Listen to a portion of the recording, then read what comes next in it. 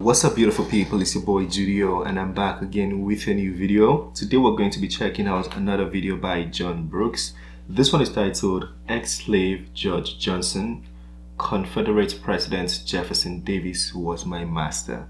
That's the title of the video. Sounds like it's going to be an interesting one, so I'm ready for it. Without wasting your time, let's check it out. Yeah. Okay.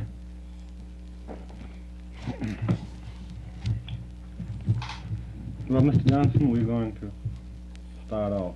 Interview, Mount View.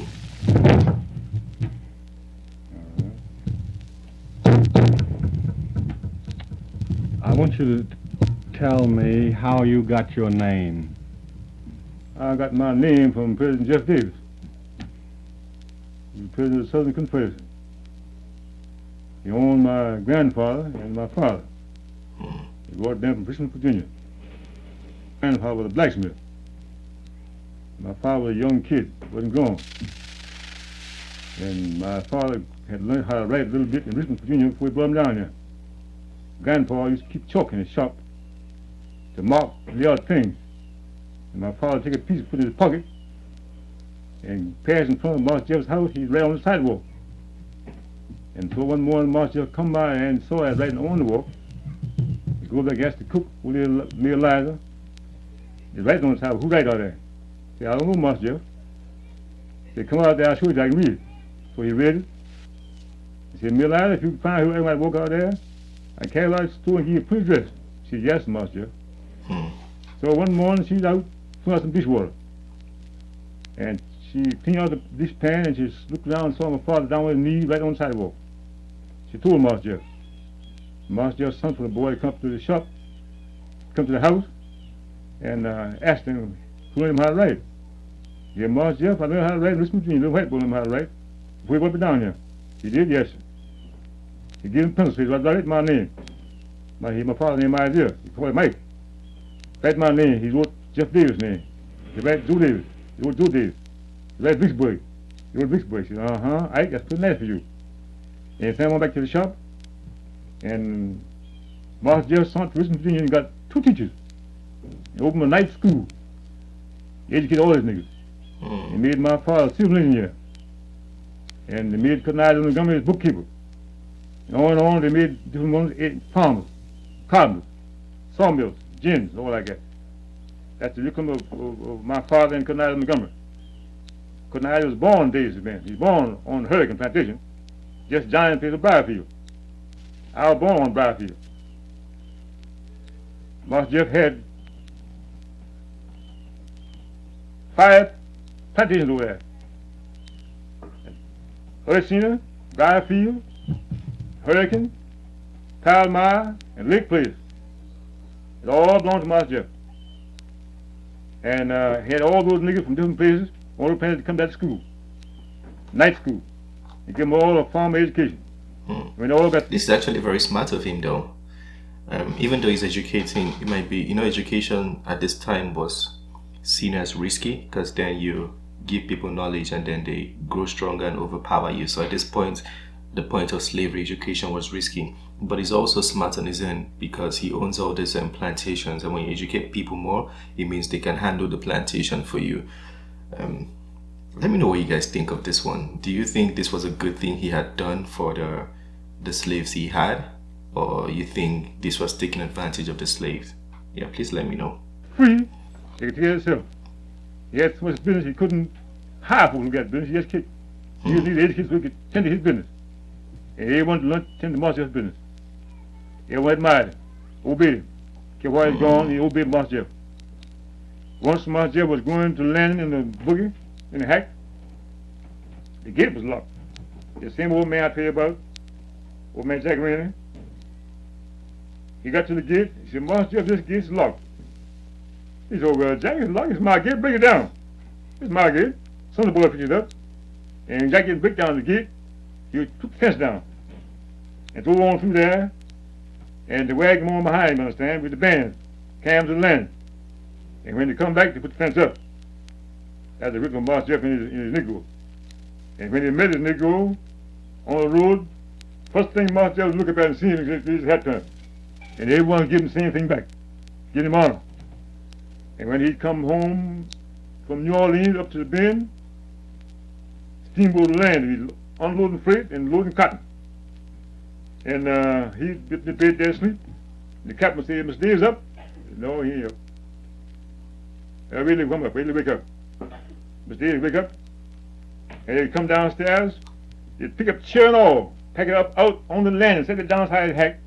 And he'd get up and buy that boat the third time before he get in his hack. He never allowed him to do anything like that. He just obeyed him. Well, they all obeyed Master. The white people would always go to the bank and go fishing and hunting on the banks when Master would be in the bed asleep. They never do anything like that. They always obeyed him all the time, white and black.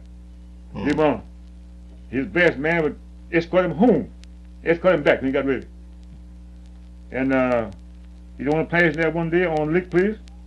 He told Mr. Covion, said, Mr. Covion, I'm going home tomorrow. He said, don't forget to feed my niggas. When they get through laying by his crops, let them be in wood, let them cut cordwood. But don't disturb them. I want them undisturbed. See, anything happen to any of my niggas, you wait to see Mr. Davis. And don't forget, I'm Mr. Davis. See, my nigga is my summer shade. He's my winter fire. He's my umbrella. Don't disturb him. So they laid by the crop over there with sweeps. Mr. Cole, I want to lay by the crops with color bills. That wouldn't do no good. They wouldn't cut those vines. The Negro who must have educated, one of the old ex-slaves, laid by the crop with those sweeps. And he come back, he held coat. And the next day he fired the white man. He wanted the place laid like he wanted. He laid by the crop like he wanted, you understand? He had his crop clean, must have come with those big sweeps that grew in the middle, clean them out, you understand? Which Confederate couldn't do. He kept those vines, jumped those vines. So sweep kill them all of them. He cleaned his place out, Lake Place. He had 100 teams over there. Now all those mules from different plantations, you understand, from where he cleaned that place. He had plenty of stock, you know. He had real stock. All these stick now on Hurricane, the pastor there, old Mount Hill Shelby. Outside the roadside, you know. All that stock is born from Master. All that stuff. Mules, cows, horses, and everything else. He was wealthy. All belonged to him. Now he had those sheep sheared certain time of year and deal that wool and shipped it somewhere. Same as do cotton. Carried it to the gin and packed it. He had 3 or 4 steam engines, you understand, see? These steam engines on Hurricane, one on Briarfield, one on Ursina. 3 gins, I know. He had 3 gins. And whatsoever he wanted, he had a sawmill on Hurricane for a steam mill quarter. Now all that was one old Master Jeff. And when you want a thing done, you just put it on paper and it's gone. It's done. There's no trouble at all. And all that nigga had a common education, all of it.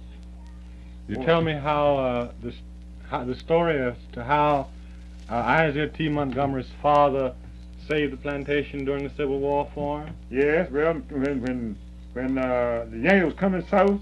Wait, but before we even get to the story, if there's something we can learn from President Jefferson there, is his ability to use respect to get people to be loyal. So he treated the people right and they were loyal in return. Yeah, I feel like respect is underrated sometimes. Yeah, respect, and should I say, is the word love? I don't know if it's really love if the people are still your slaves, but at least he respected them, you know, educated them. Because with the education they had, they could have, rebelled against him, but they chose to stay and act according to his command, and then he gave them more respect, even fired someone who didn't do something according to how he wanted. Even, you know, like there was respect in their principles. That's something we can learn. I don't know about President Jefferson in depth. I don't know if he's done some bad things. I don't know about his history, but according to what this man just narrated, I feel like respect is one thing we can really like see paramount in that story. And look after those places down there, rob somebody, I'm going to see it. I'm going to old Miss Irene, his wife. So Miss, I'm got to go to Richmond, got to see Master Jeff. Said you want to see Master Jeff for Ben? Said I got to see him. So you see me, no Miss, you can't do no good. I won't see you, I want to see Master Jeff. I want a passport. Send me to Richmond and see Master Jeff. So I give him the passport. If I want to Richmond, you got some bread in the sack. When I want to Richmond, Virginia, I want to costume by even, I want to fix bread. I want to Richmond, Virginia, make Master Jeff. I want to go. Who's that? Come in. Walk in there. Hi, Master Jeff. Hey, Ben, you doing here? I come here to see you, Master Jeff. Say, Ben, sit down and tell me all you know. How's everybody doing? Say, everybody well, Master Jeff, but somebody come to see you about. So what is it, Ben? The Master Jeff? The Yankees coming south, near Vicksburg, they coming down south, getting our white folks' land, and robbing the niggers, stealing all the mules, and in pursuit of Davis' land. And that's what I want you to do. Say, what is it, Ben? I want you to deed that land to me, so I'll have it. He said, James, I'm going to do no good. What you belong to me, the land's mine, and you mine. That's going to do no good. Yes, he's going to do, Master Jeff, he'll do. Say, how you know? Say, Master Jeff, can't you free me? Say, my God, free me, man. Master Jeff held his head down. Said, Ben, you're right. So he took him Ben up to the Sanhedrin court and deed that land to him and freed him and made notes, some notes unpaid, you understand, and freed for unpaid, and sent him back home. And when the Yankees got down to the Ben, our home there, the Yankees come, you understand, and asked Davis' land, Davis' farm. The Davis ain't got no land. So whose land is here? It belongs to Ben Montgomery. Why is Ben Montgomery? Yonder is. Say, come here, Ben. This your land? Yes. Where you get that? Boy, from my old master. He called Missus. He asked for bringing those papers, you understand? Show it to him. Laid those notes and papers, you understand? Uh-huh.